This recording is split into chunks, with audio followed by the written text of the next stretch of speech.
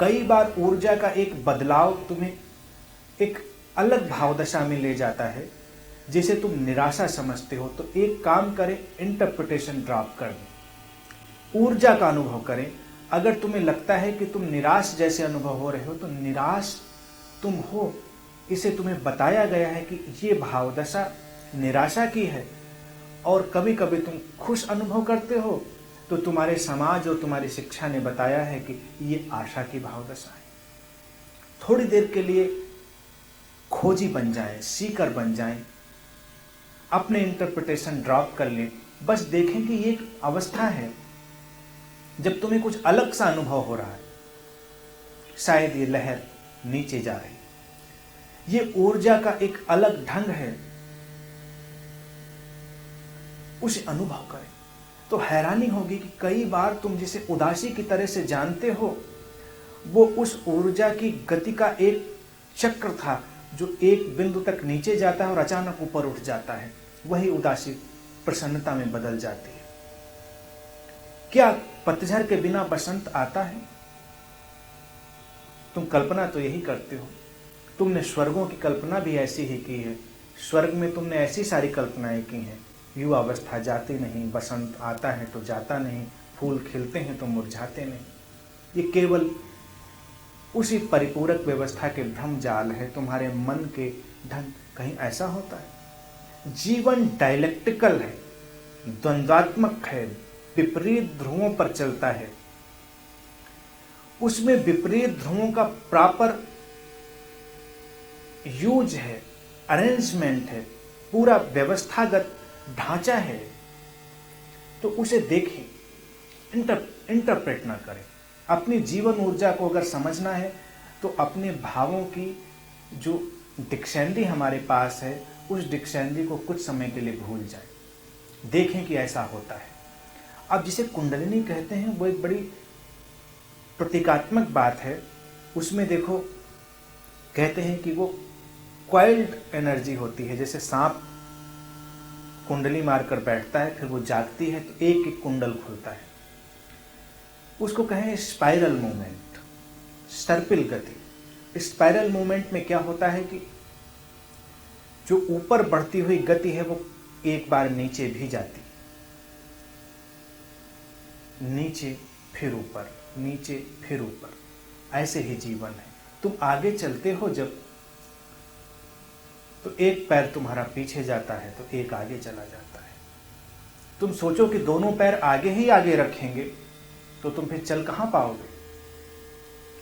तो आशा का, गहरी आशा का जब उपयोग करना है तो उसमें आशा और निराशा के सारे इंटरप्रिटेशन ड्रॉप करने हैं। बस जानना है कि ये अलग भाव दशा है, इसमें तुम ऐसा अनुभव कर रहे हो। उसे अपना काम करने देना है, देखना है कि वो तुम्हें कहां ले जाती है, कैसे अपना काम करती है। तुम ठहरे हो, थोड़े शांत हो, उसे तुम गुमसुम भी कह सकते हो। शांत हो तो उसमें कोई बुराई नहीं, शांत रहो। लेकिन तुम्हें लोग शांत नहीं रहने देते। कभी तुम थोड़े खामोश हो जाओ, घर में जाओगे, तुम्हारे संबंधी जो भी घर में होंगे वो तुम्हें परेशान करने लगेंगे, क्यों इतने खामोश क्यों। तुम अगर मशीन की तरह से बोलते रहो तो लोग बड़े सेटिस्फाइड हैं, और तुम बोलते रहो तो तुम एक और चीज सजग होकर देखोगे, कोई तुम पर ध्यान नहीं देता। तुम बोल रहे हो, जैसे टेप रिकॉर्डर ऑन है, कोई इंस्ट्रूमेंट ऑन है, जैसे कैमरा ऑन है, ऑन हो गया, हम ध्यान नहीं दे रहे उस पर। तो जब तक तुम ऑन हो कोई ध्यान नहीं देता। तुम बोल रहे हो, सब घर की व्यवस्था चल रही है, लेकिन तुम खामोश हो जाओ तो लोग तुम्हें तरह तरह से परेशान करेंगे। खामोशी का भी स्वागत करें, मौन का भी स्वागत करें, मुखरता का भी स्वागत करें, भावों की पूरी रेंज को एक्सेप्ट करें, उदासी को भी, निराशा को भी, आशा को भी। फिर गहरी आशा दिखाई देगी। गहरी आशा इस सब के पार है। गहरी आशा वो ठहराव है जिसके ऊपर सब गति कर रहा है।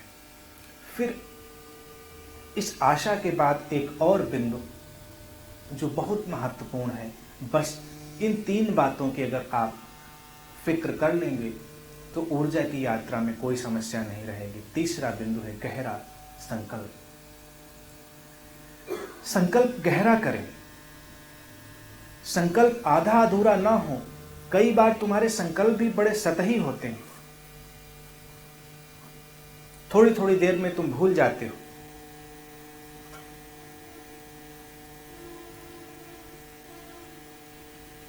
अब आज देखिए इतना ठंडा था, लेकिन तुम सबने यहां आने का संकल्प किया और आए, तो इसमें तुमने संकल्प की ऊर्जा का उपयोग किया। संकल्प अंतर यात्रा की रीढ़ है, स्पाइन है। बिना संकल्प के यात्रा नहीं होती, वो ढुलमुल हो जाती। तो संकल्प उस ऊर्जा का नाम है जो पूरी तरह से सक्रिय हो गई है और अब पीछे जाने वाली नहीं। अब तुम पीछे नहीं जाओगे, आगे आगे और आगे। संकल्प का उपयोग करने के लिए अपने शब्दों पे, अपनी भाषा पे, अपने भावों पे और अपने कृत्यों पे एक जागरूक दृष्टि कि तुम जो कहो वो करो।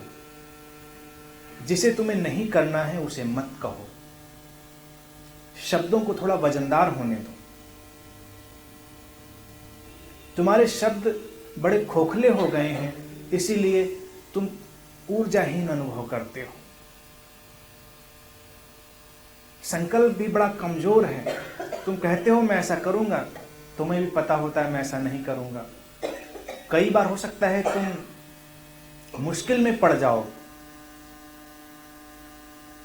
लेकिन मुश्किल में पड़ना भी एक संकल्प की भाव दशा है। एक ऐतिहासिक घटना है।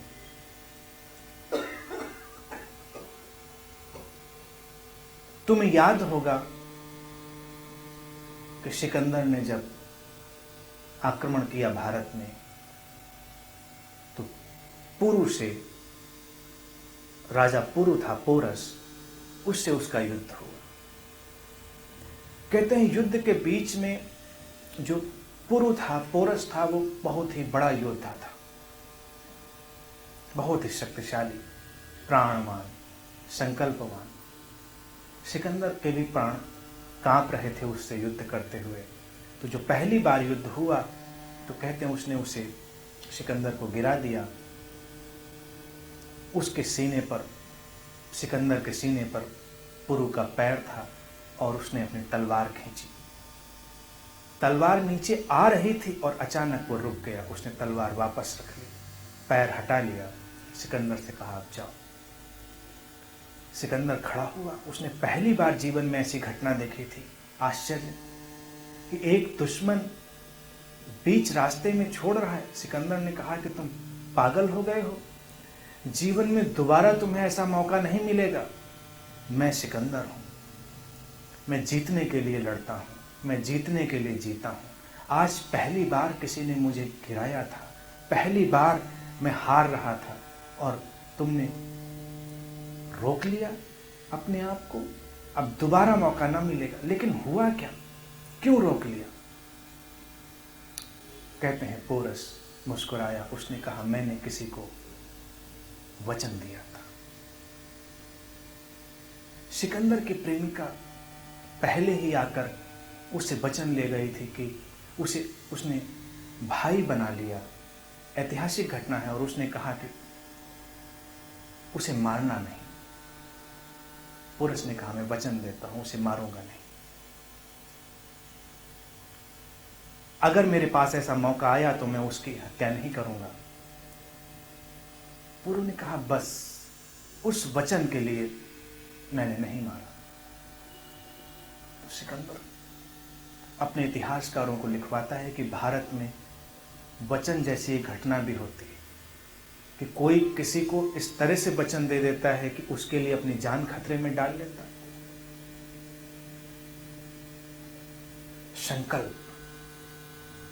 संकल्प की शक्ति, जब तुम कुछ कह देते हो तो वो करते हो।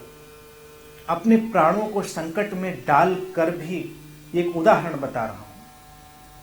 तुम्हारे सामने ऐसे युद्ध नहीं आएंगे कि तुम ऐसे संकल्प करो। जीवन में छोटी छोटी बातों में प्रयोग करेंगे, अपने विचारों में, शब्दों में तारतम्यता लाएं। जो करना है वो करना है, जो नहीं करना है वो नहीं करना है। फिर देखेंगे कि नई तरंग उठ रही है। एक छोटी सी पुस्तक थी, बड़ी अच्छी सी, don't say yes when you want to say no. बहुत विशेष बात उसमें नहीं थी, बस इतना ही काफी था उसमें कि कई बार तुम्हारे भीतर ना कहने का मन है, तुम हाँ कह देते हो। तो वो कहती है पुस्तक, जो लेखक है, कि थोड़ा सा साहसी बनो। लेकिन उसकी दूसरी साइड भी है, कई बार तुम हाँ कहना चाहते हो और हाँ नहीं कह पाते, तुम ना कह डालते हो। संकल्प की यात्रा में अपनी हाँ को भी प्रामाणिक बनाएं और अपनी ना को भी प्रामाणिक बनाएं। प्रामाणिकता, ऑथेंटिसिटी, ऊर्जा की एक ही पहचान है, ऑथेंटिसिटी। तार में करंट बह रहा है, उसकी प्रामाणिकता है, उस पर हाथ रखोगे वो बता देगा। आग जल रही है, उसमें ऊर्जा है, ऊर्जा की एक प्रामाणिकता है, ऑथेंटिसिटी है, उसमें हाथ डालो और आग पूरी प्रामाणिकता से बता देगी कि वो है। समझ रहे ना बात? ऑथेंटिसिटी, तुम जैसे हो वैसे हो जाओ, अपने आप को पूरा स्वीकार करो। अब ध्यान में भी पूरी तरह से ऑथेंटिक हो। अगर आंसू गिरे उन्हें गिर जाने दें,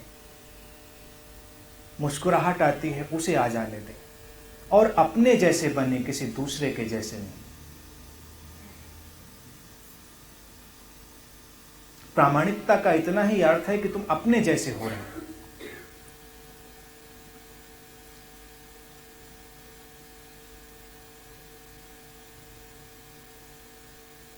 तुम्हारे अभी तक के जीवन में इन तीन बातों का केवल एक सतही हिस्सा उपयोग में आता रहा है, प्यास का, आशा का और संकल्प का।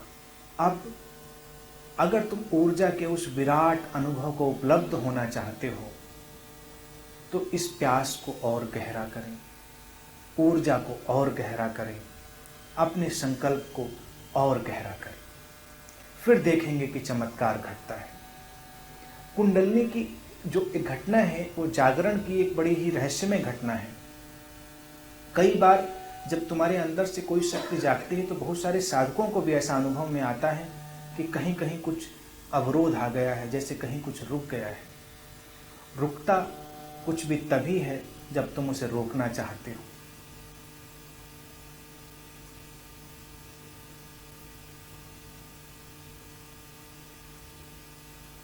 क्या तुम्हें ऐसा नहीं लगता?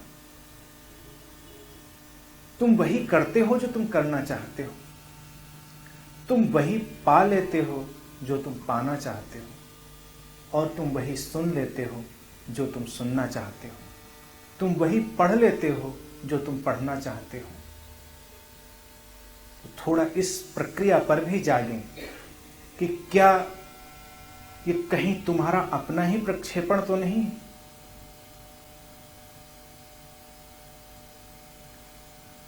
फिर जो तुम पाने की यात्रा में निकले हो उसमें पूरा का पूरा उत्तरदायित्व अपना लें, किसी दूसरे के ऊपर उसे ना डालें। जैसे तुम चलते हो, तुम्हारा एक पैर उठता है, तुम ठहरते हो तो तुम अपने निर्णय से ठहरते हो, तुम चलते हो अपने निर्णय से। मेरे बुलाने से तुम आ सकते हो, लेकिन आओगे तो अपने ही निर्णय से। तो ऐसा ना कहें कि ऊर्जा अवरुद्ध हो गई है, ये तुम्हारी नियति हो सकती है, ये तुम्हारी डेस्टिनी हो सकती है। कहीं कोई डेस्टिनी नहीं, कहीं कोई नियति नहीं।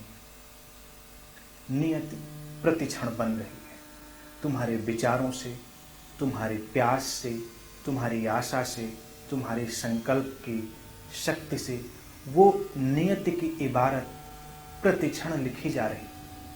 तो कहीं कोई नियति पहले से तय नहीं है। तुम इन सारे बिंदुओं पर काम करते हो और तुम अपनी आत्मकथा फिर नए ढंग से लिखते हो।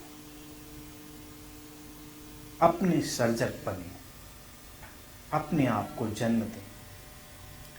इन सारे बिंदुओं को प्रयोग के साथ पूरा करें, फिर आने वाली इंटीमेट सेटिंग्स में इस ऊर्जा के और सूक्ष्म और रहस्यमय और तकनीकी स्तरों में हम प्रवेश करेंगे। अभी हम केवल द्वार की ओर बढ़ रहे थे, तो द्वार की ओर बढ़ने के लिए जो जो आवश्यक था उसकी बात मैंने कही कि इन शर्तों को पूरा करें, अपने अंदर कोई कमजोरी न रखें। फिर तुम देखोगे कि अब यात्रा ठीक ठीक चल रही है। विचार के तल पर जब हमने बात की तब इन सारी चीज़ों की बात मैंने नहीं की थी, क्योंकि उसको तुम्हें अलग ढंग से समझना था विचारों को। लेकिन विचारों के पार भी जो जगत है, जब तुम उसकी ओर बढ़ोगे तो फिर बात बदल जाएगी। ऊर्जा की बात सूक्ष्म होते आयामों की। तो संक्षेप में आज की जो बात है उसे मैं बिंदुवार रखता हूं, उस पर प्रयोग करेंगे। मैं यहाँ प्रवचन नहीं देता है, सारे मित्र जानते हैं, नए मित्रों को भी ये बात पता होनी चाहिए। ये बोलना, ये सुनना प्रवचन नहीं है, ये प्रयोग है, एक्सपेरिमेंट है, ध्यान का हिस्सा है। तो उसको प्रयोग की तरह से लेंगे तभी क्रांति होगी, रूपांतरण होगा। ऐसा नहीं कि सुना और बात गई। बहुत सारे लोग प्रवचनों का उपयोग भी मनोरंजन की तरह से करते हैं, वो ना करें। No entertainment. ये रूपांतरण की यात्रा है, पथ ऑफ ट्रांसफॉर्मेशन है, अनंत पथ, पथ ऑफ ट्रांसफॉर्मेशन है। तो एक चीज की आशा के साथ उपयोग करें, सारे इंटरप्रिटेशंस ड्रॉप करें, अपनी किसी भी भाव दशा में हो, किसी भी तरह के अपने जीवन के ढंग में हो, उसे तटस्थ होकर देखें, उसे कोई नाम न दे। तुम थके हुए अनुभव कर रहे हो या ऊर्जावान, इसे भी नाम न दें, बस देखें उसे कि तुम कैसा अनुभव कर रहे हो। उदास हो, प्रसन्न हो, कोई नाम न दें। थोड़ी देर के लिए अपनी इमोशनल डिक्शनरी को पोस्टपोन कर दें, उसे पृष्ठभूमि में रख दें, बैकग्राउंड में डाल दें। फिर संकल्प में यही उपयोग करें, छोटी छोटी बातों से स्पष्टता लाएं, अपने बोलने में, अपने करने में। यूं ही कोई बात ना बोलें, थोड़ा अपने अंदर जाग कर उस पर काम करें। तो इस पर प्रयोग करें, फिर सारा रूपांतरण घटेगा।